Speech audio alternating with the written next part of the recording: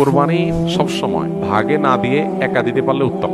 গরুতে আপনি ভাগে কোরবানি দিলেন, সেটার চাইতে ছাগলে আপনি একা একা কোরবানি দিতে পারলে বেশি ভালো। কারণ সাধারণত এক ভাগ গরুতে কোরবানিতে যে টাকা যায়, সাধারণত জেনারেলি একটা ছাগলে অলমোস্ট সে পরিমাণ বা তার চেয়ে কোনো কোনো ক্ষেত্রে 1-2 হাজার আরো বেশি যায়। তাহলে আপনার অর্থ খরচ তো অলমোস্ট সমান বা বেশি হচ্ছে। এদিকে একাধিক ব্যক্তি একই পশুতে কোরবানি দিলে সেখানে ঠিকমতো বন্টন হলো কিনা, কারোর মনে কোনো দুঃখ থাকলো কিনা, কোনো কম বেশ হলো কিনা, নানাবিধ বিষয় থাকে। আপনি একাকি কোরবানি দিলে, ভাগে কোরবানি না দিলে এই সমস্ত ঝামেলার ঊর্ধ্বে আপনি উঠে গেলেন। তবে এটা ঠিক যে একাধিক ব্যক্তি যদি একটা পশুতে কোরবানি দেয় এবং কারোর নিয়তের ভিতরে ভেজাল থাকে, এর জন্য সবার নিয়ত নষ্ট হয়ে যাবে, কারোর কোরবানি হবে ব্যাপারটা সেরকম না। কারণ একজনের পাপের বোঝা আরেকজনের উপরে আসবে না। তারপরও সতর্কতামূলক উপায় হলো নিজের হালাল টাকা দিয়ে নিজের মতো করে কোরবানি দিতে পারা। শরীরকে কোরবানি দিলে সেটা সম্পূর্ণ জায়েজ। একটা গরু, একটা ওট, এই দুই ধরনের পশুতে আপনার সর্বোচ্চ 7টি ভাগ হতে পারে। আর এর বাইরে কোনো ভগ্নাংশ চলবে না, অর্থাৎ এক ভাগ দুজন মিলে নেওয়া চলবে না। যে কোনো এক ব্যক্তি বা একটা পরিবারের তরফ থেকে একটা ভাগ হবে, এভাবে সর্বোচ্চ 7 ভাগ। সেক্ষেত্রে